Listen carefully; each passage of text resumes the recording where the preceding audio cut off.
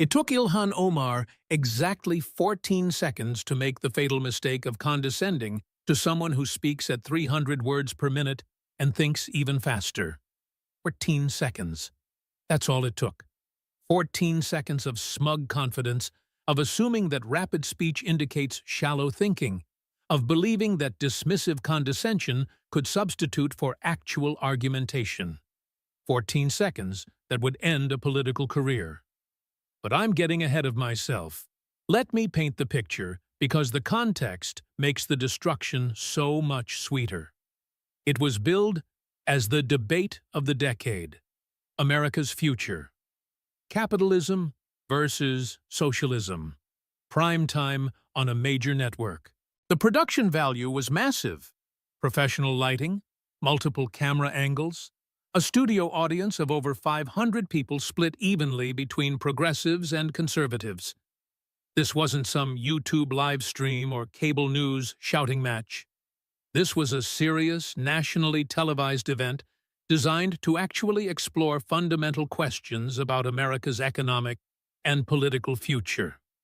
On one side, Ilhan Omar, the Somali-born congresswoman from Minnesota's 5th District, member of the Squad, darling of the progressive left, Time magazine cover subject, the woman who'd become the face of a new, bold democratic socialism. She arrived with an entourage, Squad members in the front row of the audience, progressive activists filling their half of the room, all wearing their political allegiances literally on their sleeves, with various socialist slogans and social justice messages.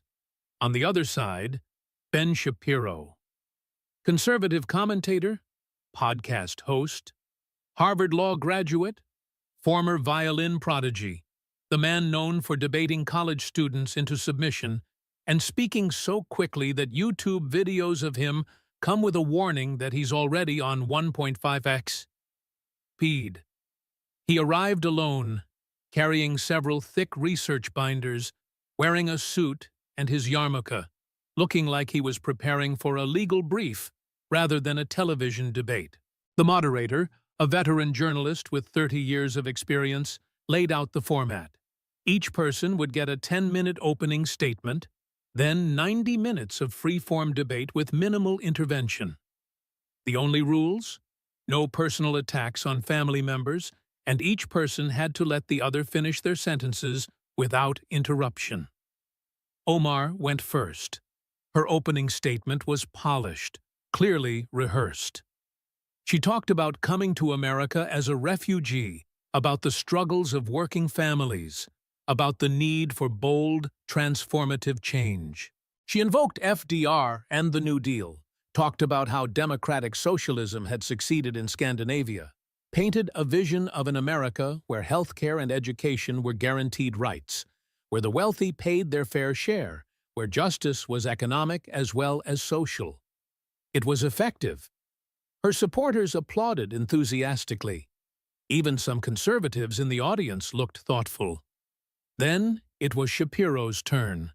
He spoke about capitalism lifting billions out of poverty, about how free markets create prosperity, while socialism creates misery, about the moral case for individual liberty and limited government. He cited statistics, referenced history, quoted economists. He spoke quickly, not because he was nervous, but because he had a lot of ground to cover and limited time. His supporters applauded equally enthusiastically. Then came the Q&A portion. Shapiro got to ask the first question.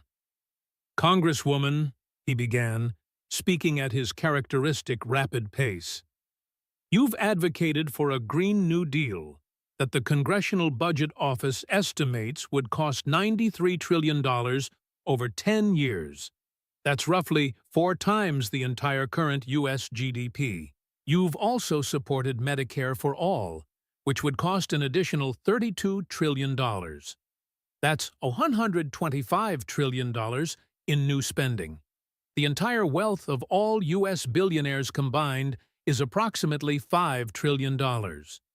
Even if we confiscated, not taxed, confiscated, every penny from every billionaire, we'd still be $120 trillion short. So my question is simple. Where does the money come from? How do you pay for this? What's the actual math? It was a straightforward question, a policy question, a math question. The kind of question any serious politician should be able to answer. Omar smiled. Not a friendly smile. A condescending smile. The smile of someone who thinks they're about to deliver a devastating put-down. "Ben," she said, her voice dripping with contempt. "Maybe if you spoke slower and thought deeper instead of rapid-fire talking points, you'd understand the complexity beyond your simplistic worldview. These are nuanced policy questions that require more than surface-level analysis. Perhaps if you engaged with the actual substance instead of reducing everything to sound bites, you'd grasp what we're actually proposing." The audience gasped. Even her supporters looked a bit uncomfortable. That was personal, not policy. Shapiro's expression didn't change, but anyone who knew him, anyone who'd watched hours of his debates, recognized what was happening. He set down his pen with deliberate care. He adjusted his glasses. He looked directly at Omar, and he smiled. That smile, the smile that meant someone had just made a catastrophic tactical error. "Congresswoman," he said, his voice still rapid, but now with an edge of barely controlled intensity. "I appreciate the speed critique. I speak quickly because I have a lot of facts to cover and limited time. But since you prefer a slower pace, let me accommodate you. I'll take my time. I'll walk through your record very carefully, one documented fact at a time." He opened his research binders, and they were stuffed full. Tabs, highlighted sections, sticky notes, the works. "I've got 90 minutes and approximately 47,000 words worth of material.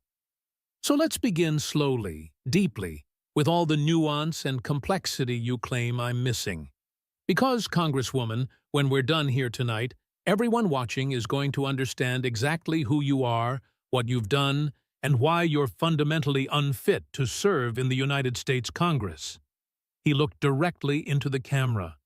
If you're watching at home, what you're about to witness is what happens when ideology meets evidence, when confidence meets competence, when someone who speaks quickly but thinks clearly dismantles someone who speaks slowly but doesn't think at all. This is going to be educational. Stay with me. The moderator tried to regain control, but Shapiro held up a hand. "Congresswoman Omar opened this door by questioning my thinking process. So let's think deeply about her record, starting with something simple. Her marriages." And that's when the massacre began. Shapiro pulled out the first section of his research, and his tone became almost friendly, the way a prosecutor sounds when they're about to spring a trap. "Let's start with something that requires deep thinking. Let's talk about your marriages, Congresswoman, because I'm confused. And when I'm confused, I slow down and examine the evidence, so bear with me while I think deeply about your marital history." He pulled out a timeline, had it displayed on screens around the studio. "In 2002, you entered into a faith-based marriage with Ahmed Hirsi, not legally married, just religiously according to Islamic tradition. You had 2 children with him. Beautiful family. Then, in 2008, you divorced him. Except, and here's where my simple mind gets confused, you can't legally divorce someone you were never legally married to. But let's not get caught up in technicalities." Shapiro's pace was still measured, almost conversational. "Then, in 2009, you legally married Ahmed Noor Saeed Elmi. This is where things get interesting.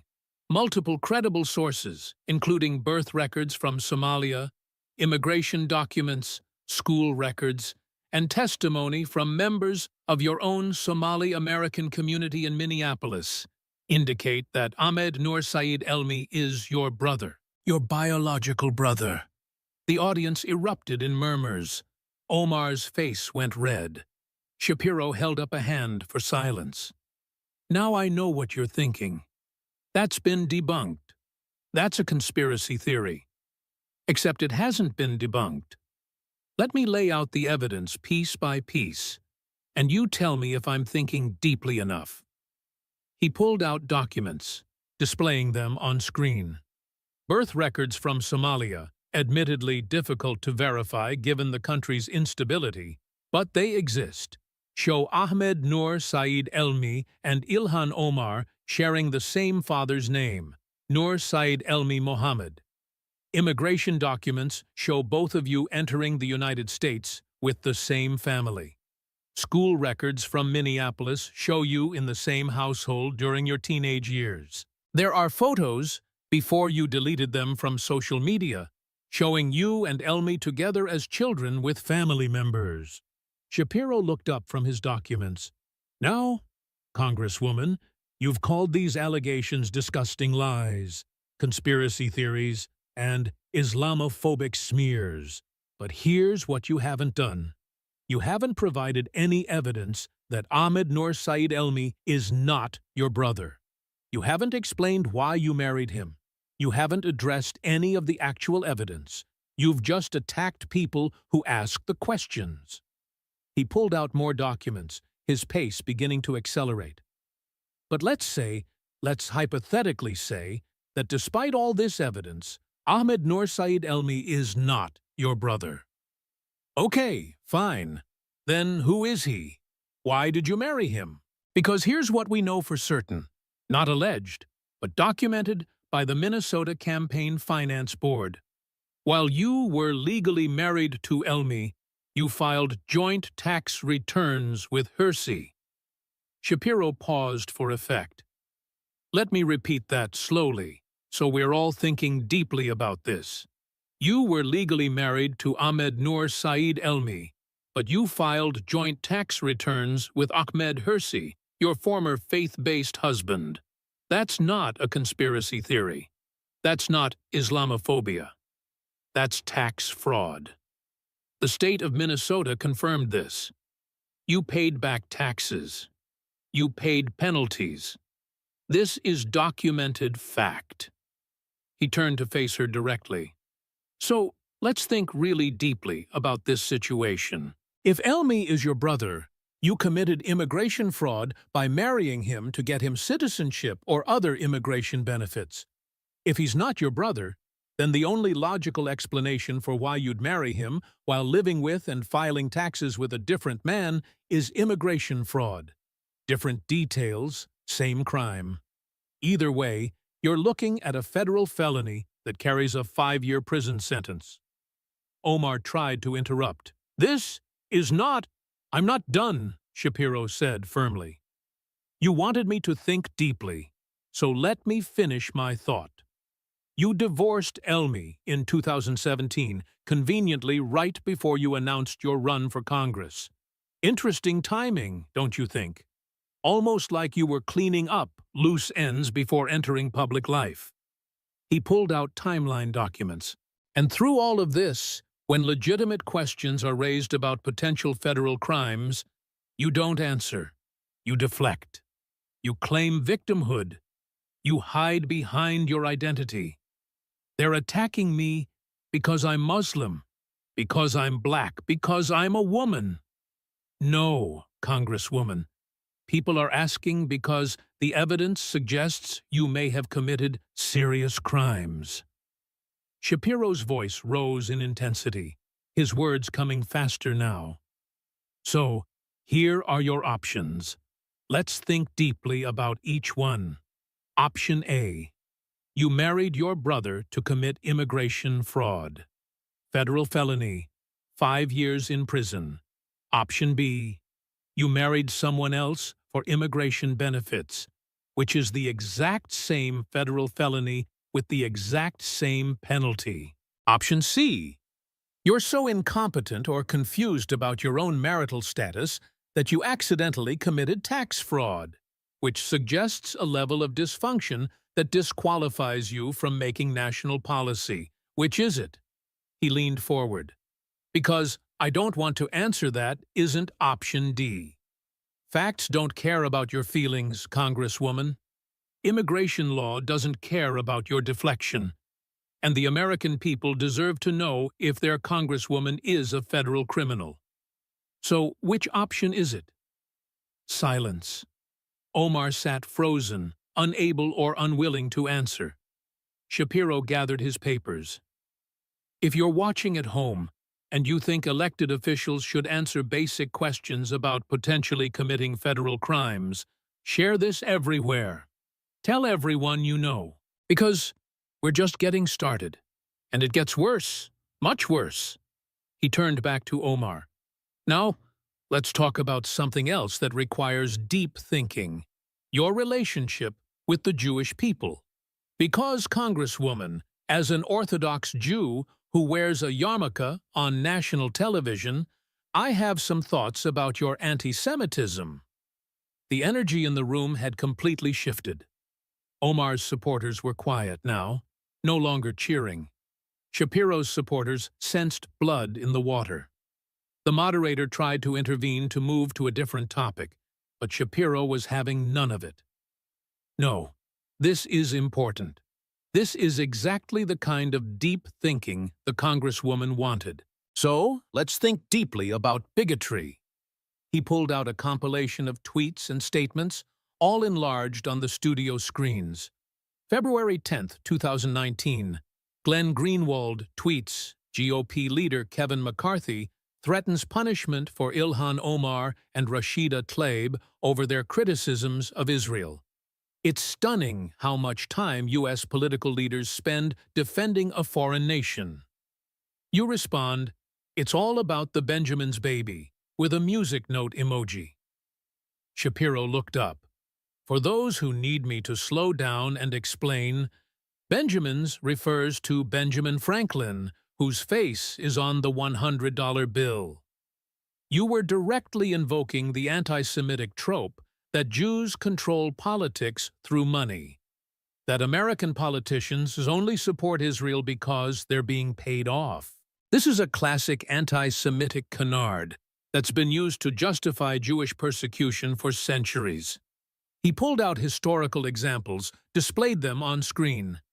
The Protocols of the Elders of Zion, a fabricated anti-Semitic text from the early 1900s that claimed Jews secretly controlled world governments through money, used by the Nazis to justify the Holocaust. Your tweet echoed this exact conspiracy theory. When called out by Democrats and Republicans alike, you issued a non-apology apology. You said you didn't mean it that way, that you were just criticizing IPAC. Then you did it again. Shapiro read from another tweet, his pace accelerating. March 2019. You tweeted about allegiance to a foreign country, suggesting that supporters of Israel have dual loyalty.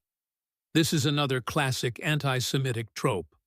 The idea that Jews can't be trusted because we're more loyal to Israel than to our own countries. This accusation has been used to persecute Jews for literally thousands of years.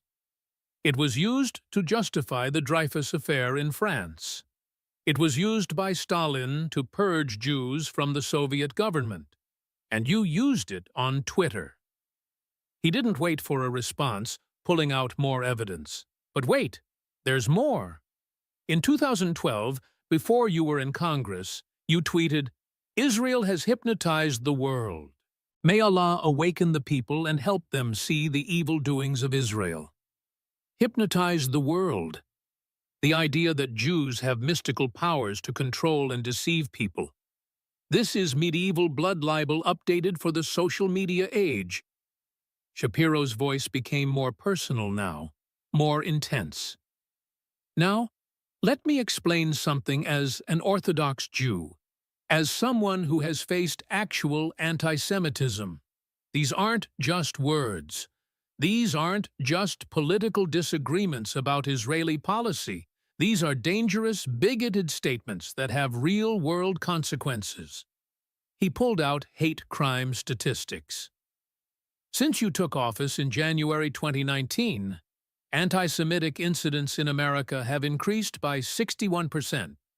Synagogue shootings, Jewish cemeteries vandalized, Jews attacked on the streets of New York for wearing kippahs or traditional Orthodox clothing. Now, I'm not saying you personally pulled any triggers or spray-painted any swastikas, but when a member of Congress normalizes anti-Semitic language, when you mainstream these ancient hatreds, you create an environment where bigotry flourishes. Omar tried to interrupt. I have Jewish friends, Shapiro cut her off, his voice sharp. That's your defense, the oldest defense of bigots everywhere. Let me tell you something about your Jewish friends. If they actually exist and aren't just tokenized to shield you from accountability, they don't speak for all Jews. And the fact that some Jews are willing to ignore or excuse your anti-Semitism doesn't make it not anti-Semitism. He pulled out a congressional resolution, held it up. Your own party was so embarrassed by your bigotry that they had to pass a resolution condemning anti-Semitism. The House of Representatives, controlled by your own party, felt compelled to publicly rebuke you because your statements were so obviously anti-Semitic. And how did you respond? By playing the victim. By claiming you were being attacked for being Muslim. Shapiro's voice rose with righteous anger. No, Congresswoman, you're not being attacked for being Muslim. I defend the religious liberty of Muslims. I've consistently opposed actual Islamophobia. I've condemned attacks on Muslim Americans. This isn't about your religion. This is about your bigotry. This is about you using language that for 2,000 years has been used to justify Jewish persecution, expulsion, and murder. This is about you targeting the world's only Jewish state with accusations you level at no other country. He pulled out her voting record on international issues. You support BDS, boycott, divest, sanction against Israel. You want to economically strangle the only democracy in the Middle East, the only country in the region where Muslims, Christians, Jews, Druze, Baha'i, and atheists all have equal rights under law. The only country with a free press, free elections, an independent judiciary, gay rights, women's rights. His pace reached maximum velocity now, words tumbling out with precision.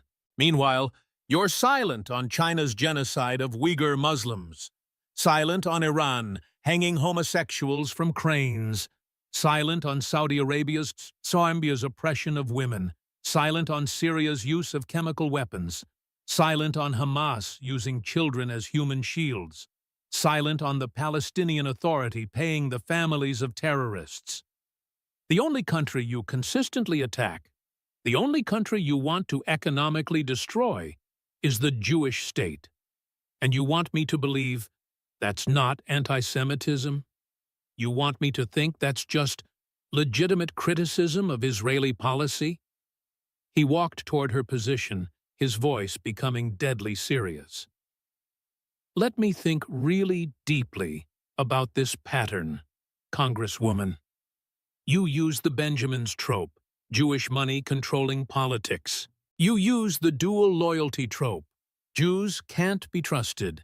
You use the hypnosis trope, Jews deceiving the world.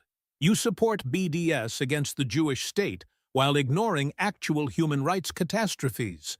You compare Israel, a democracy, to Hamas, a terrorist organization. And when called out, you hide behind your identity and claim victimhood. Shapiro stopped directly in front of her. Here's my deep thought. You're a bigot. You traffic in anti-Semitism, and you use your identity as a Muslim woman of color as a shield to avoid accountability for your hatred. That's not complexity. That's not nuance. That's just old-fashioned bigotry with better PR. He returned to his position. Facts don't care about your feelings about Jews. History doesn't care about your excuses. And every Jewish American who's felt less safe since you took office deserves better than a congresswoman who normalizes the same hatred that led to the Holocaust. He looked into the camera. If you stand with Israel, if you stand against anti-Semitism in all its forms, if you believe bigotry is bigotry regardless of who expresses it, share this everywhere. Because we're about to discuss something even worse. What she said about September 11th. The studio was absolutely silent now. Even Omar's staunchest supporters sensed that something fundamental had shifted. Shapiro's methodical, evidence-based destruction of her record was unlike anything they'd expected. This wasn't shouting or theatrics. This was systematic annihilation through documentation. Shapiro's tone shifted, became slower and more somber. Congresswoman, we're going to speak very slowly now, very carefully, because we're about to discuss the worst terrorist attack in American history.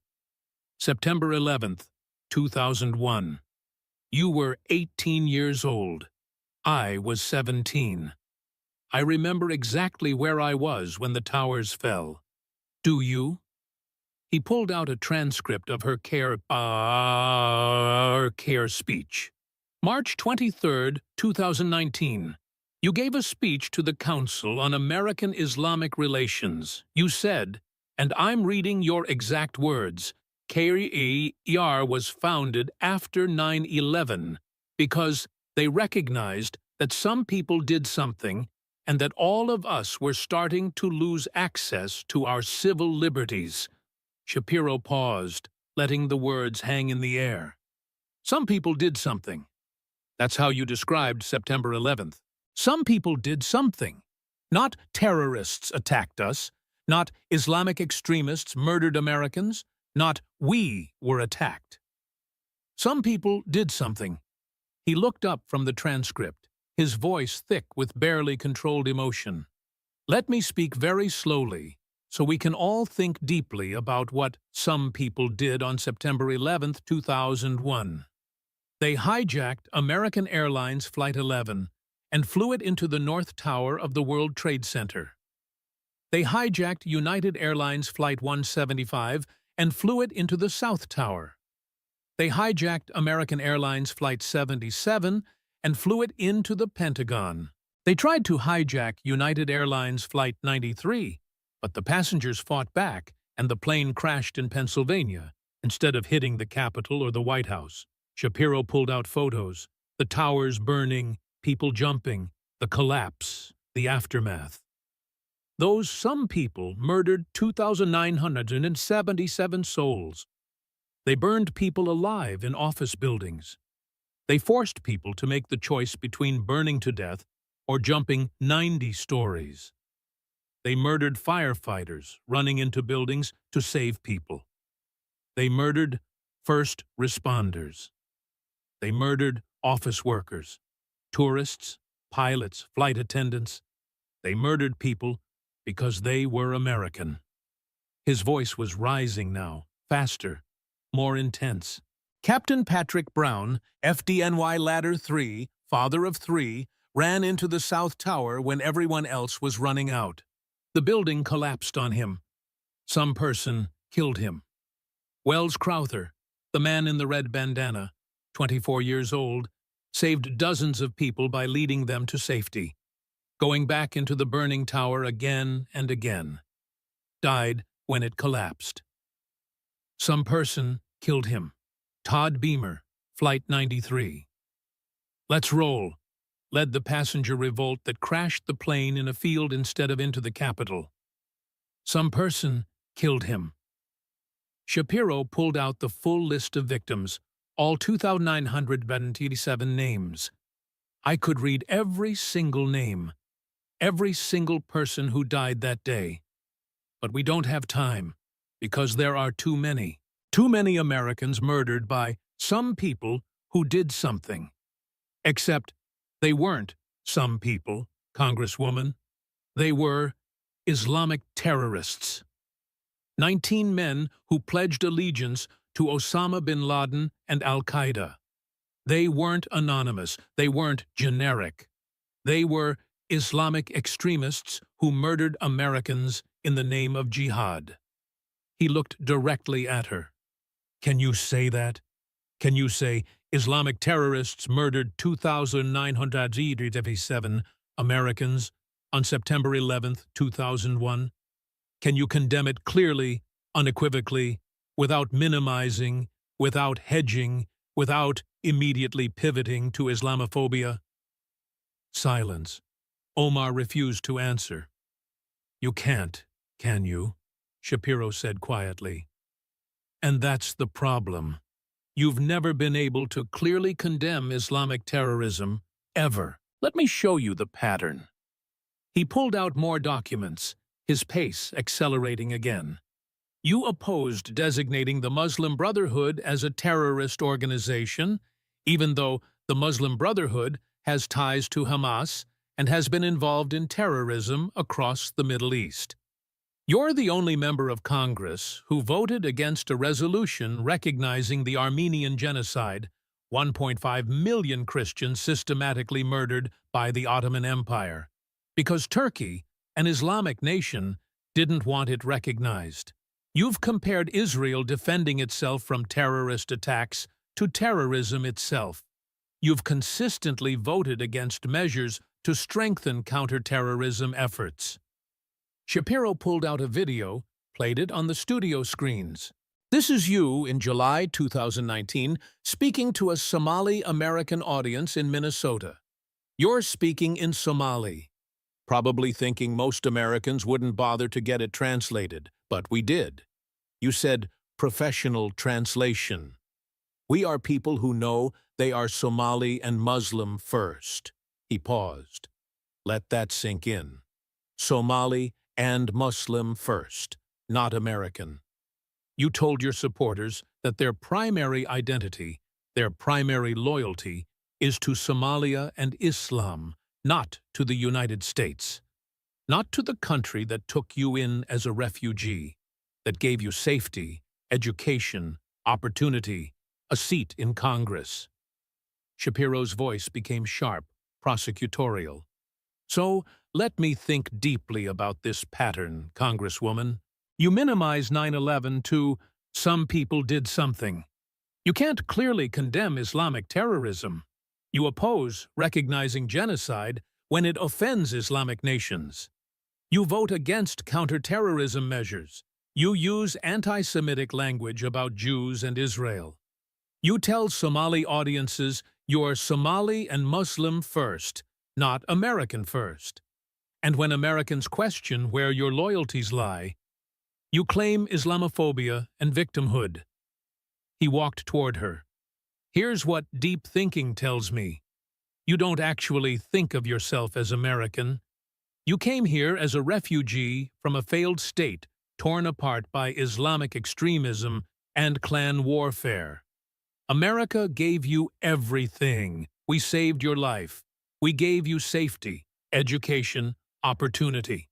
We gave you a chance to serve in Congress. And you've repaid that by attacking American values, minimizing American tragedies, using bigoted language about America's allies, and making crystal clear that your primary loyalty is to Somalia and Islam, not to America.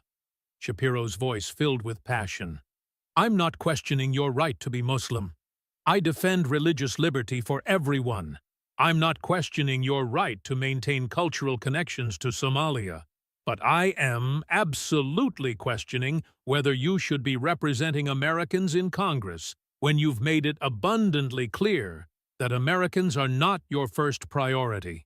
When you can't even bring yourself to clearly condemn the people who murdered 2,977 of us.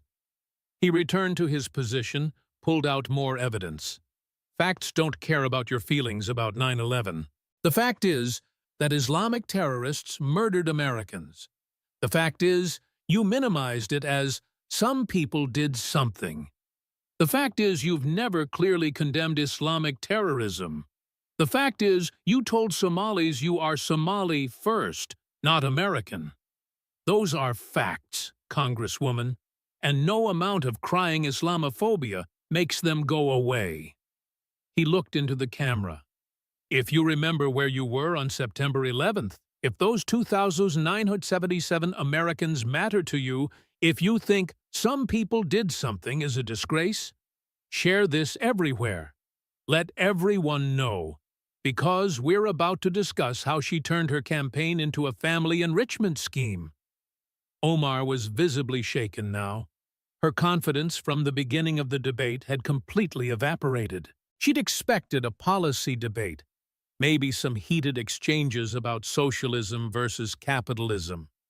She hadn't expected a systematic evisceration of her entire record, backed by documents, and delivered with the relentless pace of someone who'd done his homework. Shapiro pulled out a new set of binders, these ones marked with bright red tabs. Now, let's talk about something that requires really deep thinking: arithmetic.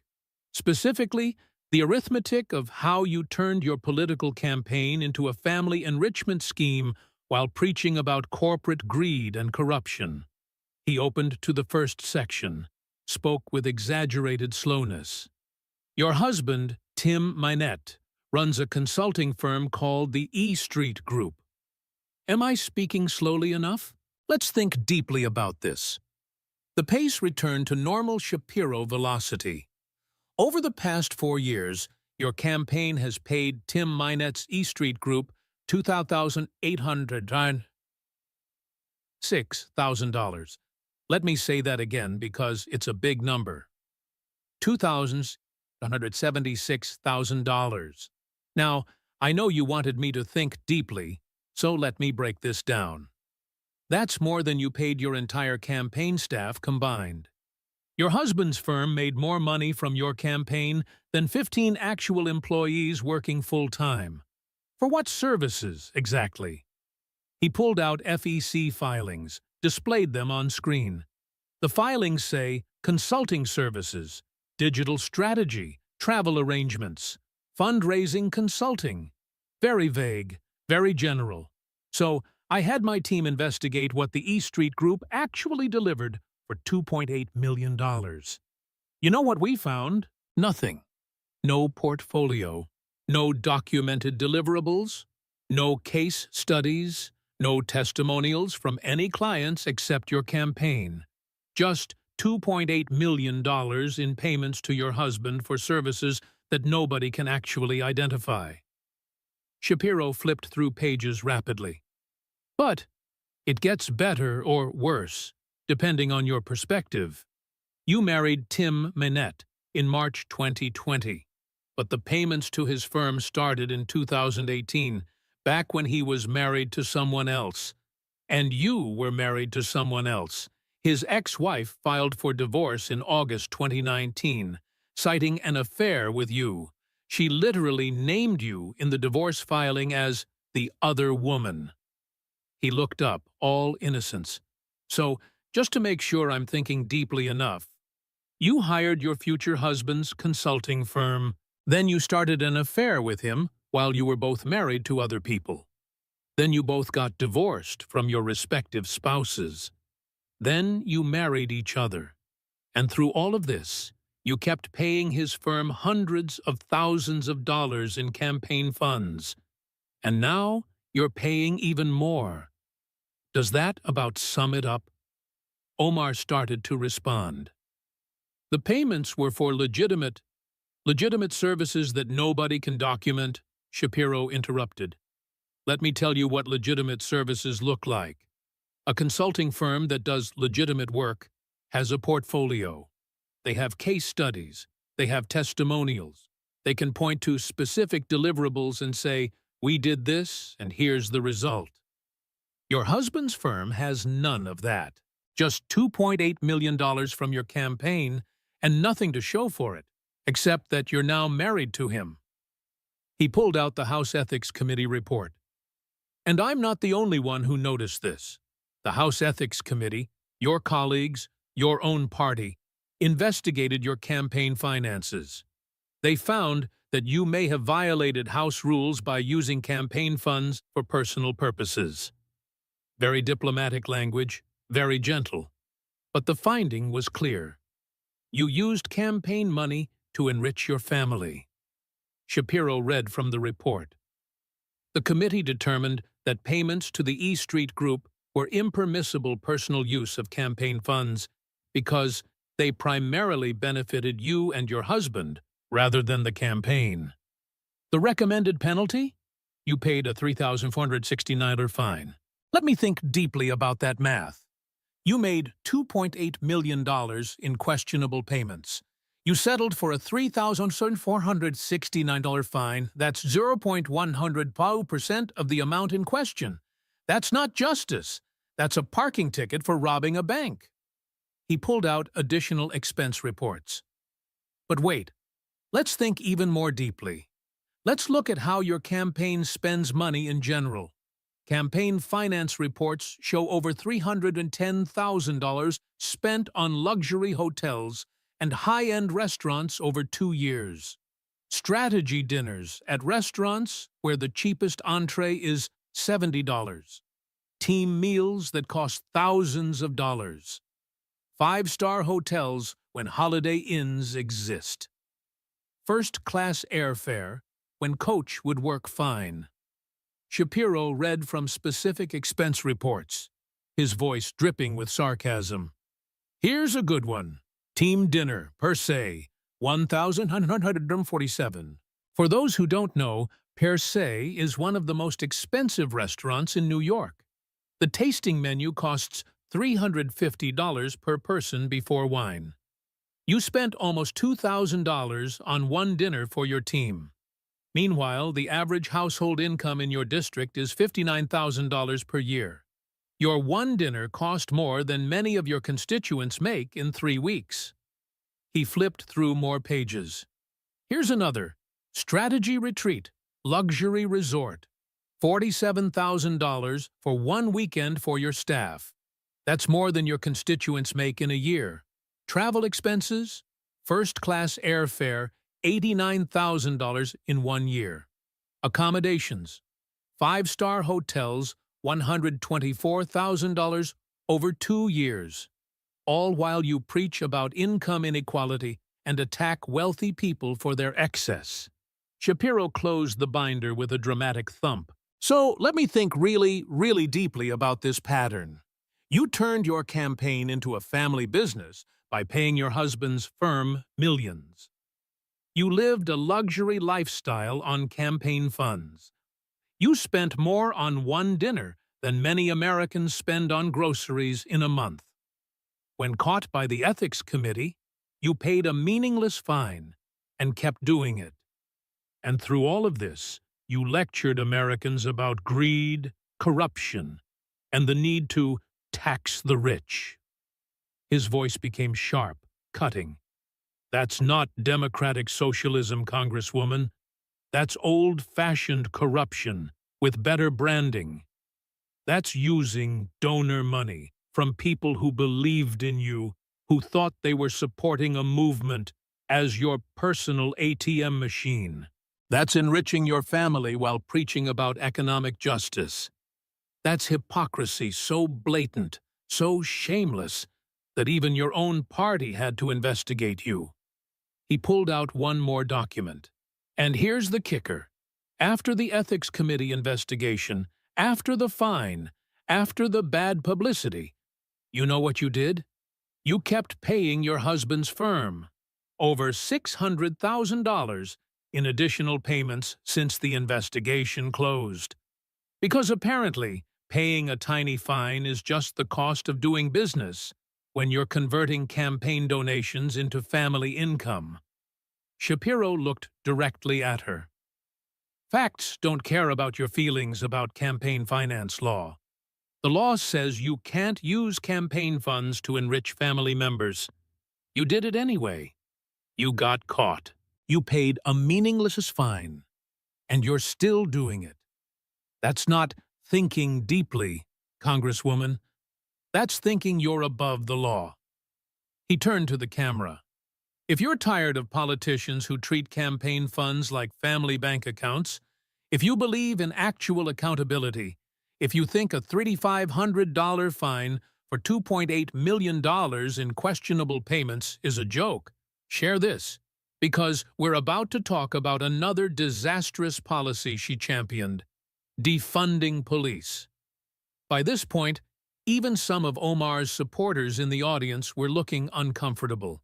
The documented evidence was overwhelming. The pattern was undeniable, and Shapiro showed no signs of slowing down. He pulled out a new section, and his expression became more serious. Let's think deeply about public safety, Congresswoman, specifically about your campaign to defund police departments, and what happened to the people who actually listened to you. He displayed photos from 2020 protests, Summer 2020, Black Lives Matter protests, calls to defund the police.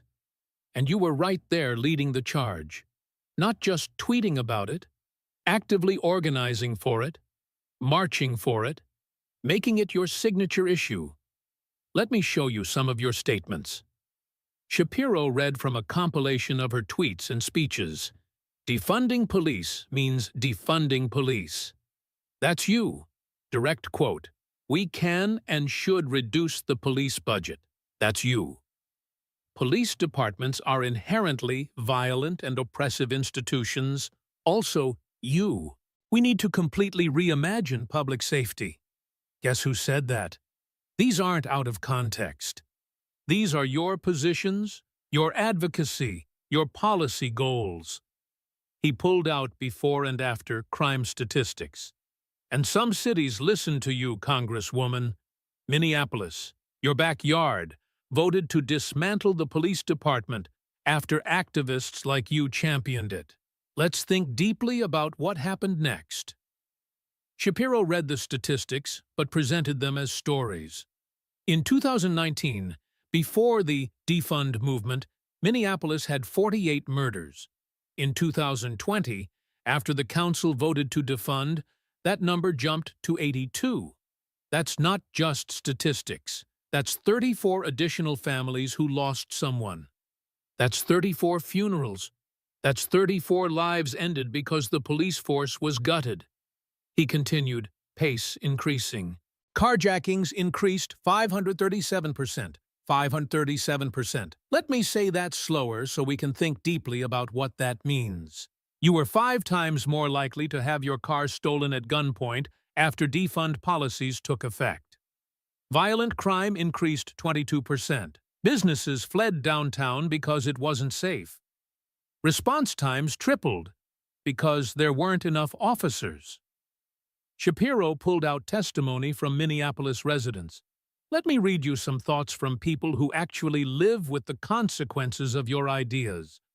This is from the Minneapolis Star-Tribune letters to the editor section. He read several letters, his voice becoming more emotional. I supported defund because it sounded good. Now my son was beaten and robbed, and police took 45 minutes to arrive. I was wrong. My business was vandalized 3 times. Each time, police couldn't respond for over an hour. I'm closing after 30 years. I'm a black woman who marched for BLM. Now I'm terrified to leave my house after dark. This isn't justice. Shapiro set down the letters. But it's not just Minneapolis. Every major city that reduced police budgets saw similar results. New York cut police funding after activists like you demanded it. Let's think deeply about what happened there. He pulled out NYPD crime statistics. Murders up 47%. That's 218 more people killed in 1 year. Shootings doubled from 777 to 1,531. Grand larceny up 66%. Burglaries up 42%. Hate crimes surged. Attacks on Asian Americans, attacks on Jews, attacks on anyone vulnerable. The city became measurably, significantly more dangerous because of policies you championed. Shapiro pulled out a letter, held it up. This is from Carmen Ramirez. Her 19-year-old son, Marcus, was shot and killed in the Bronx during a robbery. She called 911 at 10:47 p.m. Police arrived at 11:10 p.m., 23 minutes. Before the budget cuts, average response time in her neighborhood was 8 minutes. Her son bled out waiting for help that came too late because there weren't enough officers. His voice became hard, angry. Marcus Ramirez is dead because of your ideas, Congresswoman. Because you championed policies that gutted police departments without thinking through the consequences. Because you cared more about slogans than safety. Because defund the police sounded good to activists and college students who don't live in high-crime neighborhoods. He pulled out security expenditure reports. But here's where the thinking needs to get really deep. While you were defunding police for regular Americans, how much did taxpayers spend protecting you? Capitol Police Protection. $387,000 in 2021 alone. NYPD security detail when you visit New York. Another $120,000 per year. Over $500,000 in public funds protecting you while you strip protection from everyone else. Shapiro displayed security request logs. And you haven't just accepted that protection passively. You've requested additional security 17 times in 2 years. For protesters outside your office, for angry tweets, for online threats. Every time you feel unsafe, you ask for more police protection. His voice rose with righteous indignation. So, let me make sure I'm thinking deeply enough about this hypocrisy. When you're scared, you get armed police officers. When Carmen Ramirez's son was being murdered, he got a 23-minute response time. When you face online harassment, you get Capitol Police. When David Chen's grocery store was being robbed for the 3rd time, he got a recording saying officers weren't available. You get $500,000 in security. Working-class people in high-crime neighborhoods get longer response times and fewer officers. Shapiro walked toward her. That's not criminal justice reform, Congresswoman. That's not reimagining public safety. That's aristocracy. That's you living behind armed guards while the people you represent die waiting for police to arrive. That's you demanding protection for yourself while taking it away from everyone else. And Marcus Ramirez paid the price with his life. He returned to his position. Facts don't care about your feelings about policing. The fact is, crime surged everywhere. Defund policies were implemented. The fact is, people died because police couldn't respond quickly enough. The fact is, you kept your security while championing policies that got people killed. Those are facts, Congresswoman. Documented, undeniable facts. He looked into the camera. If rising crime has affected you or someone you love, if you believe in equal protection under law, if you think Marcus Ramirez deserved better than being a sacrifice to political ideology, share this everywhere. Because we're about to tie it all together and explain why this woman should not be in Congress. The debate had long since stopped being a debate. This was a dismantling, a systematic, documented, evidence-based destruction of everything Ilhan Omar claimed to represent. Her supporters had gone silent. Even the moderator had given up trying to intervene. This was now just Ben Shapiro working through his binders, presenting fact after fact, building to a conclusion that seemed inevitable. He pulled out his final, thickest folder. Now, Congresswoman, we are going to tie all of this together with one fundamental question. Who do you actually represent? Who do you actually serve? Because when I think deeply, really deeply, about your record, about your statements, about your priorities, I come to a very troubling conclusion.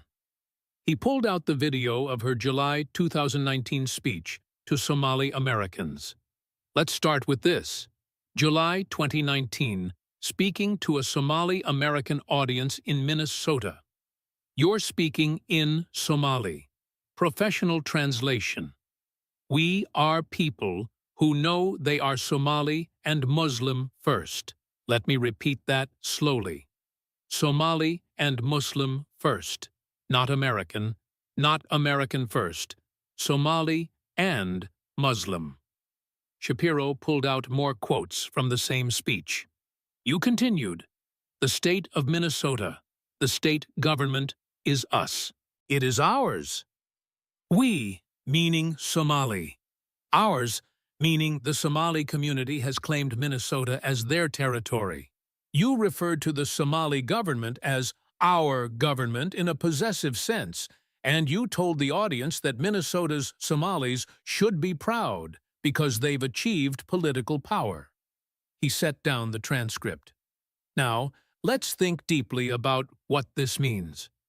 You told a Somali audience that their primary identity is Somali and Muslim, not American. You told them that Minnesota's government belongs to them. You referred to Somalia's government as ours, and you encouraged them to see their political power in ethnic terms. Shapiro pulled out her voting record. Now, let's look at your actions through this lens. You've consistently voted against measures that would restrict immigration from Somalia, against enhanced vetting, against security measures. You've opposed designating Al-Shabaab, a Somali terrorist organization, as a high-priority threat, even though they've killed Americans. He flipped through pages rapidly. You've advocated for increased foreign aid to Somalia, millions of dollars. You've opposed oversight measures that would track where that money goes, even though Somalia is one of the most corrupt countries on earth. You've pushed for preferential treatment for Somali refugees, for expedited processing, for reduced scrutiny. Shapiro pulled out more documents. Meanwhile, American interests. You voted against defense funding, against military pay raises, against supporting our troops, against border security, against law enforcement funding, against measures to combat Chinese espionage, against supporting Taiwan, against punishing Iran for terrorism, against designating the Muslim Brotherhood as terrorists, against almost every measure that would strengthen American security or support American interests. He looked up from his papers. But Somalia? You're all in. Maximum aid, minimal oversight, preferential treatment for Somali immigrants. It's almost like, and stay with me while I think deeply about this, it's almost like you're representing Somalia's interests in the U.S. Congress, rather than representing Minnesota's 5th Congressional District. Shapiro pulled out her foreign travel records. Let's look at where you've traveled on other people's dime. Trips funded by outside organizations, which is legal if disclosed. Where have you gone? Somalia, multiple times. Qatar, which funds Hamas. Turkey, which oppresses Kurds and attacks our allies. Pakistan, which harbored Osama bin Laden for years. You visited countries that are hostile or ambivalent to American interests. You know where you haven't visited? Israel, our ally, Taiwan, Poland, the Baltic states worried about Russian aggression, South Korea, Japan, any of our actual allies. He pulled out funding sources for the trips. And who's paying for these trips? Organizations with questionable connections. The Qatar trip was funded by a group with ties to the Muslim Brotherhood. But you went anyway. You took their money. You visited their country. And you came back and voted in ways that benefit their interests. Shapiro's pace was at maximum now, words tumbling out with precision and passion. So let's connect all the dots at high speed. You told Somalis you're Somali and Muslim first, not American. You referred to Somalia's government as ours. You vote consistently for Somali interests and against American interests. You visit countries hostile to America while avoiding our allies. You take money from questionable foreign-linked organizations. You minimize 9/11 and can't condemn Islamic terrorism. You use anti-Semitic language about America's closest ally in the Middle East. You vote against American defense and security measures. And when questioned about your loyalty, you claim Islamophobia and victimhood. He walked to the center of the studio. Now, let me tell you about my family, because this is personal to me. My grandparents escaped Nazi Germany in 1937. They came to America with nothing. They didn't speak English. They struggled. They worked hard. But from day one, they were American. They loved this country because it saved them from annihilation. My grandfather served in World War II. He fought for America. My father raised me to believe that America is exceptional, that American values matter, that being American is about more than geography. It's about embracing freedom, individual liberty, and constitutional governance. Shapiro's voice became more intense. I'm an Orthodox Jew. I wear a yarmulke on national television. I keep Shabbat. I keep kosher. I maintain my religious and cultural identity, but I'm American first. When American interests conflict with any other consideration, I choose America. When Israel and America have different positions, I support America. My primary loyalty is to this country, to the Constitution, to American values. He turned to face Omar directly. You came to America as a refugee from Somalia, a failed state torn apart by Islamic extremism and clan warfare. You were in a refugee camp in Kenya. America took you in. We gave you safety, education, opportunity. We gave you everything. You went from a refugee camp to the United States Congress in one generation. That's the American dream. His voice rose. And how did you repay that? By telling Somali audiences you're Somali first, by voting against American interests, by minimizing 9/11, by using anti-Semitic language, by championing policies that got Americans killed, by enriching your family through campaign corruption, by consistently demonstrating that your primary loyalty is to Somalia and Islam, not to the country that saved your life. Shapiro pulled out the Constitution, held it up. When you were sworn into Congress, you placed your hand on a Quran, which is your right, and I defend that right. And you took an oath. You swore to support and defend the Constitution of the United States against all enemies, foreign and domestic. You swore to bear true faith and allegiance to the United States, but you told Somalis you're Somali and Muslim first. So which is it, Congresswoman? Because you can't serve two masters. He set down the Constitution carefully. Facts don't care about your feelings about loyalty. The Constitution doesn't care about your ethnic identity. And the American people don't care about your excuses. When you represent Americans, you need to be American first. Not Somali first, not Muslim first. American first. Shapiro pulled out letters from Somali American veterans. Let me read you something from Ahmed Hassan. He's a Somali refugee who came to America in 2004. He joined the U.S. Army. He served 2 tours in Afghanistan. He earned a Purple Heart. He now lives in Minneapolis, in your district. This is what he wrote. Shapiro read, Congresswoman Omar doesn't speak for me. When she says she's Somali first, that's her choice. But I'm American first. I love Somalia. It's where I was born. But America gave me freedom, opportunity, and safety. I served in the U.S. Army because I love this country. I'm proud to be American, and I'm embarrassed by a congresswoman who can't say the same thing. She makes people think Somali refugees aren't grateful, aren't loyal, aren't American. She's wrong. Most of us love this country. We just wish she did, too. Shapiro set down the letter, his voice becoming quieter but more intense.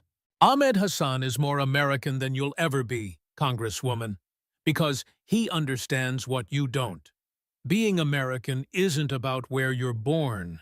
It's about what you believe. It's about values. It's about loyalty. And it's about putting America first. He pulled out his comprehensive notes for the final summary. So, let's review everything we've covered tonight.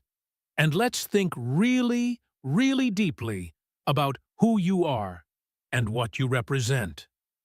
Shapiro began speaking at his characteristic rapid-fire pace, every word landing like a hammer blow.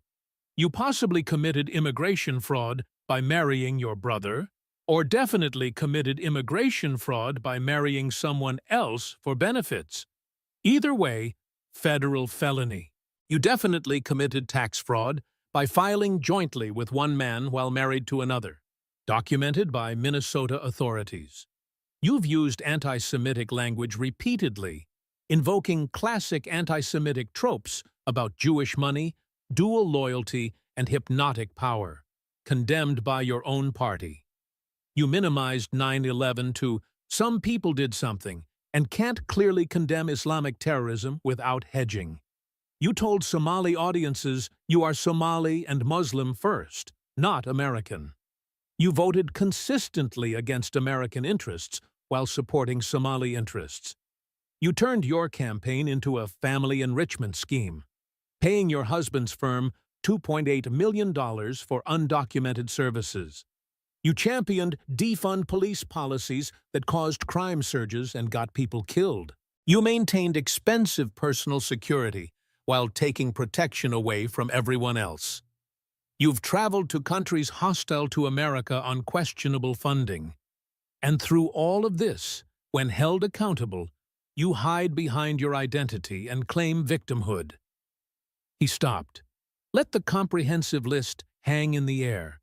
That's not complexity, Congresswoman. That's not nuance. That's a pattern of potential criminality, definite corruption, demonstrated bigotry, questionable loyalty, and disastrous policy advocacy. And you want to lecture me about thinking deeply? Shapiro walked right up to her position, staring down at her. You told me to slow down and think deeper. So I did. I slowed down. I examined the evidence. I thought deeply about who you are and what you represent. And here's my conclusion. You're a fraud. You're possibly a criminal. You're definitely a bigot. You are absolutely corrupt. And you're fundamentally un-American. Not because of where you're from, but because of where your loyalties lie. His voice rose to a crescendo. Facts don't care about your feelings about any of this. The evidence doesn't care about your identity. The law doesn't care about your excuses. And the American people shouldn't tolerate a congresswoman who's made clear that her first loyalty is to Somalia, not America. Shapiro returned to his position, gathered all his binders. You criticized me for speaking too fast, for thinking too simply, for reducing complex issues to talking points. But you know what? Sometimes the truth is simple. Sometimes complexity is just a way to hide from facts. Sometimes speaking quickly is just efficient communication of extensive evidence. And sometimes the simplest explanation is the right one. You shouldn't be in Congress. Not because you're Muslim, not because you're black, not because you're an immigrant, but because you violated laws, spread bigotry, enriched yourself, championed disastrous policies, and demonstrated that your loyalty is to Somalia first, America second. He looked into the camera one final time. Facts don't care about your feelings. Evidence doesn't care about identity politics. And if you believe in accountability and loyalty to America, in the principle that elected officials should actually serve the country they represent, Share this everywhere. Tell everyone you know. Because this is what happens when ideology meets evidence, when confidence meets competence, when someone who thinks deeply dismantles someone who doesn't think at all. Shapiro closed his final binder with a decisive snap.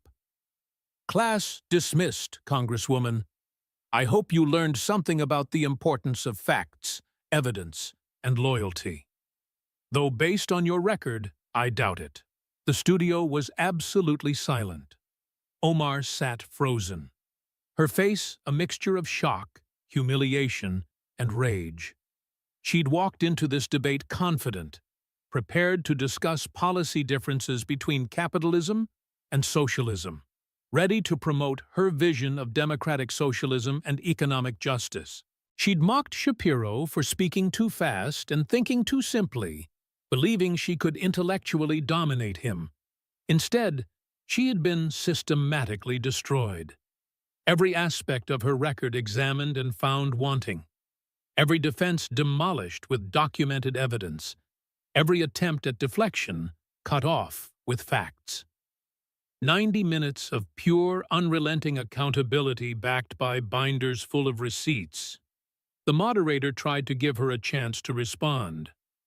Congresswoman Omar, would you like to address any of Mr. Shapiro's points?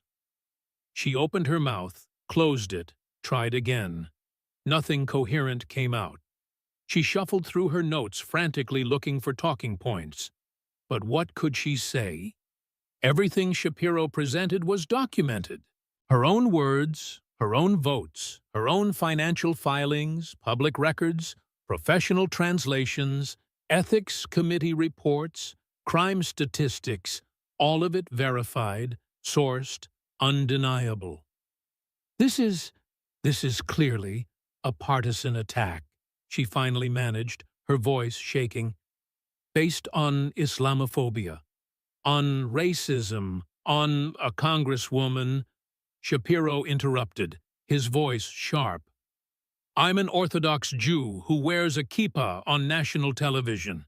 I receive death threats daily from actual anti-Semites and Islamists. I face real bigotry. You're not being attacked for your identity. You're being held accountable for your actions. I cited your own financial reports, your own statements, your own voting record. If presenting your own record is Islamophobic, then reality has an Islamophobia problem. She tried again. You're taking things out of context. I read full speeches. I provided complete quotes. I gave extensive context. The context makes everything worse, not better. One more desperate attempt. This is a distraction from real issues. The real issues are potential criminality, documented corruption, bigotry, disastrous policies, and divided loyalty, Shapiro shot back. We just spent 90 minutes on the realest issues imaginable.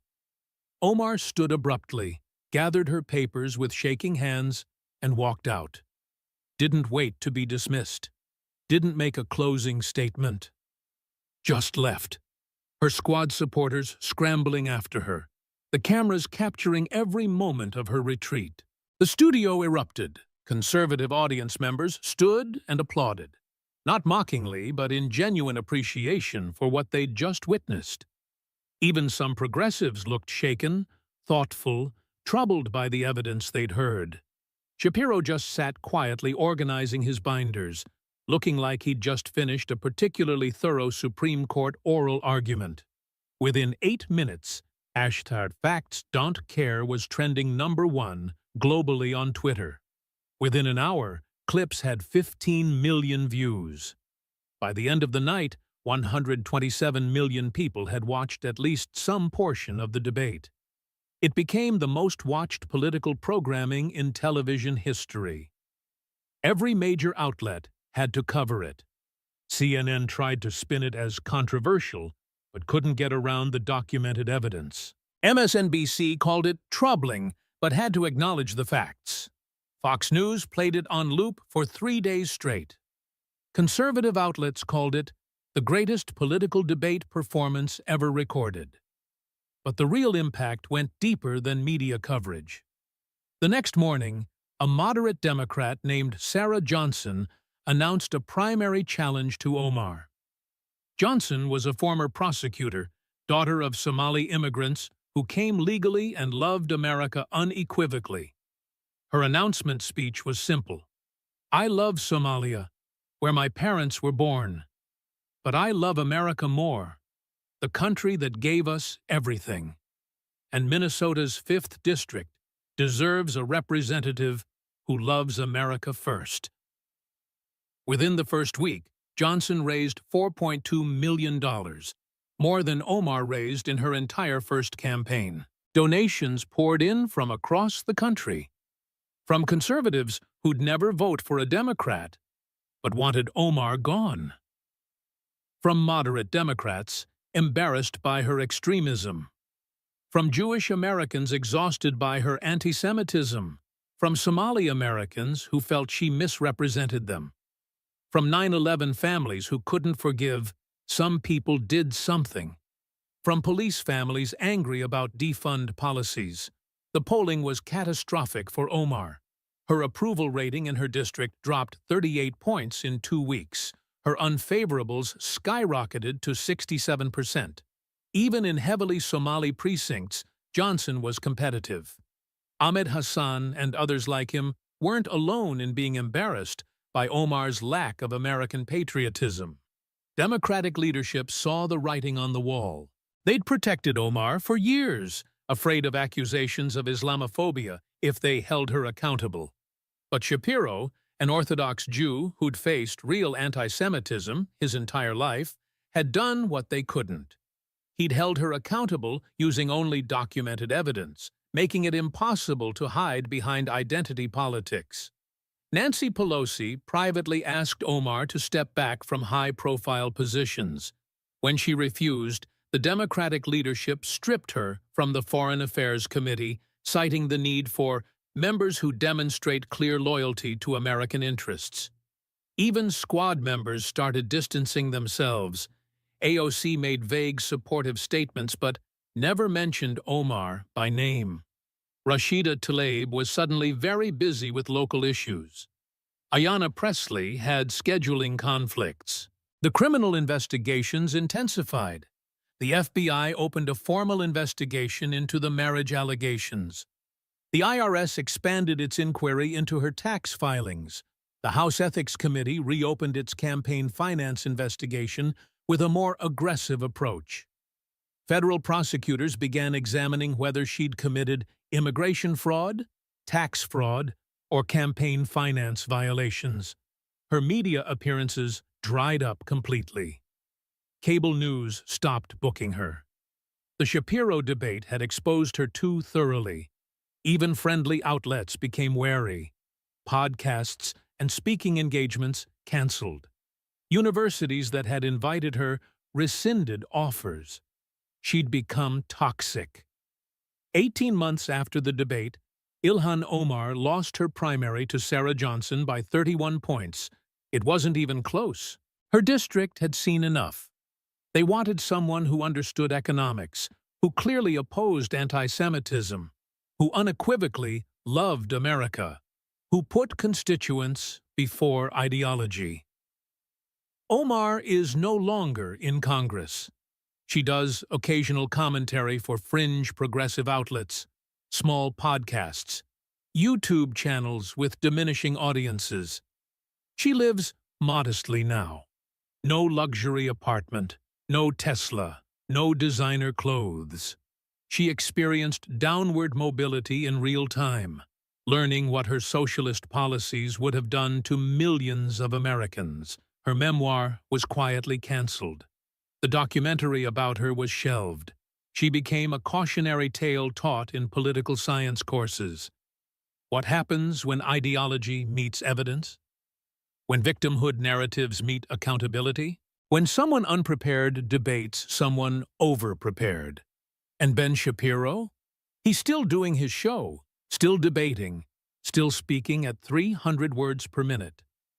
The debate became the most watched episode of his podcast ever.